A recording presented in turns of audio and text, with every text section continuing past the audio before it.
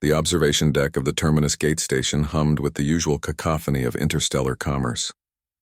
Rosie Martinez stood at the reinforced viewport, her reflection ghostly against the swirling nebula beyond. In her arms, curled impossibly small, slept a Kithrani juvenile, what the rest of the galaxy called a death kitten.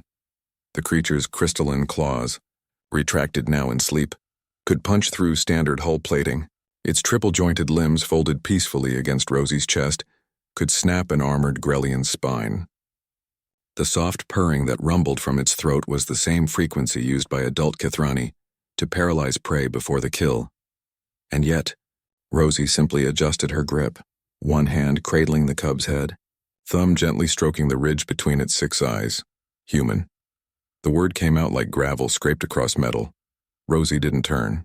She recognized the voice of Alpha Crescitar, pack leader of the Kithrani contingent aboard the station. His reflection joined hers in the viewport, a towering figure of corded muscle, obsidian chitin, and enough teeth to populate a small armory. Alpha, Rosie acknowledged, her voice quiet to avoid waking the cub. Crescitar's breathing apertures flared. In Kithrani body language, this indicated profound confusion. That is Siraketh, third of my bloodline, apex predator genetics, 47 successful hunt markers in her DNA strand. She's a baby, Rosie said simply.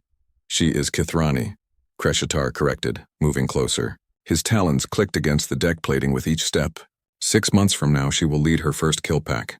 18 months from now, she will challenge for rank. We are bred for dominance, engineered for conquest. He stopped abruptly. Siraketh had shifted in her sleep, nuzzling deeper into the hollow of Rosie's throat. One small paw stretched out, pads flexing, then settled again. The purring intensified. Even we do not trust each other that much, Crescitar said quietly. To sleep is to be vulnerable. To allow another near while vulnerable is... He searched for the word in Standard Galactic. That is madness. I would not permit my own mate to stand guard while I regenerated. Yet you hold Siraketh against your throat, your primary blood vessels, your breathing passage. Rosie finally turned to face him. She's tired. I'm warm. It's not complicated. It is profoundly complicated. Crescitar's voice rose, then immediately dropped when Siraketh stirred. He continued in a harsh whisper. Do you understand what you have done? For 3 cycles, Siraketh has refused rest. Young Kithrani must sleep, but they are aware that sleep is weakness. They fight it until exhaustion forces compliance. It is a test, a culling mechanism.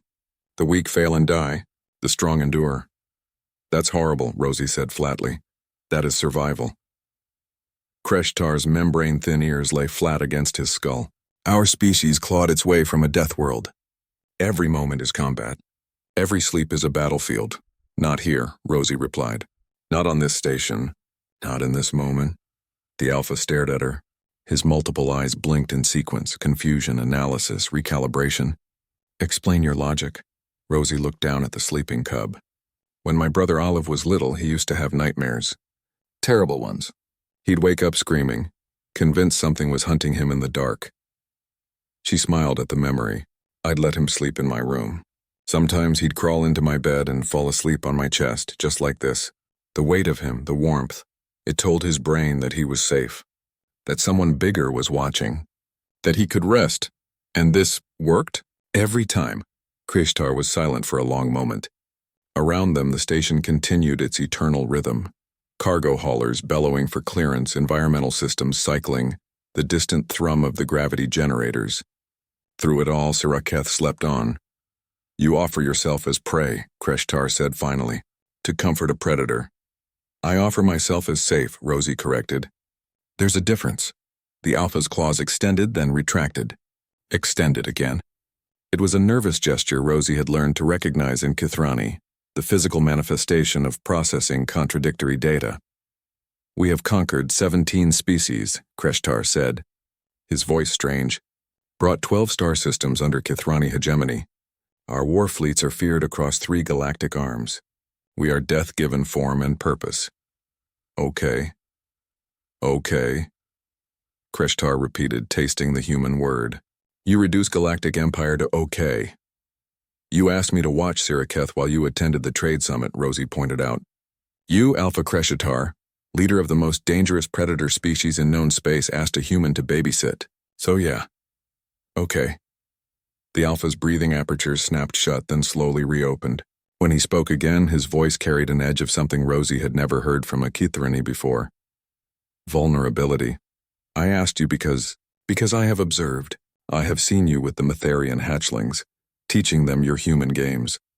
I have seen you calm a Grellian juvenile through molt rage simply by speaking softly and offering water. I have seen you convince a Zarathi teenager to surrender a weapon by sitting with them until they were ready to talk, and I wondered if perhaps Kreshitar's claws clicked together. If perhaps you could do for Siriketh what none of my pack could do. Let her rest without fear. Rosie's smile was gentle. You're a good dad, Alpha. I am a pack leader.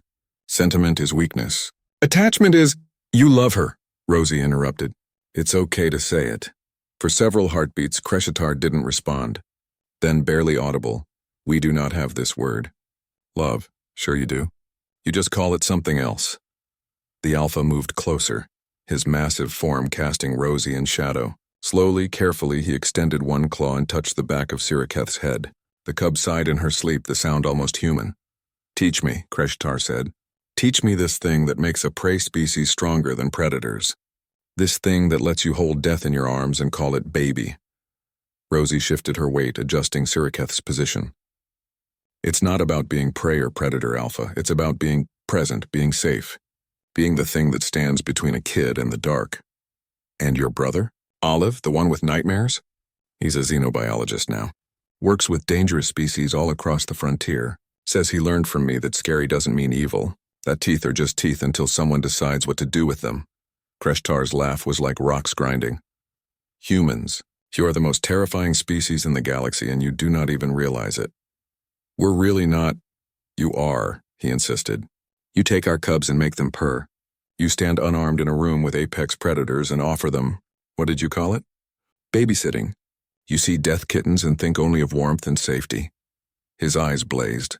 You're absolutely insane. And I think that is why the galaxy needs you. Rosie laughed quietly, the sound vibrating through Siriketh. The cub's purring hitched, then deepened. Someone once told me that the best revenge against the darkness is to turn on a light. Is that a human proverb? Something like that. They stood together in companionable silence, watching the nebula turn beyond the viewport. Eventually, Olive's voice crackled over Rosie's comm. Hey sis, you still got the murder kitten? She's sleeping, Rosie replied. Course she is. Because you're a crazy person who's adopted half the station's juveniles. Crazy person who taught you that spiders are just misunderstood. Still traumatized by that? Thanks. Kreshitar's ears perked up. The male voice. Your brother? Yasha, that's Olive. Tell him, the Alpha said slowly, that any Kithrani who threatens his sister will face my personal challenge, and that I do not lose challenges. There was a long pause on the comm. Then, did the alien warlord just adopt you? Rosie looked up at Kreshitar's massive, scarred, absolutely deadly face, saw the careful way he kept his claws retracted, noticed how he positioned himself between her and the corridor, instinctive protection. Yeah, she said, smiling. I think he did. In her arms, Siriketh dreamed of hunting alongside her alpha father and the strange, soft human who smelled like safety. Her claws flexed once in sleep, then relaxed. She was, for perhaps the first time in her young life, completely at peace. And in the vast darkness of space, humanity's gentlest weapon continued its conquest. One sleeping predator at a time.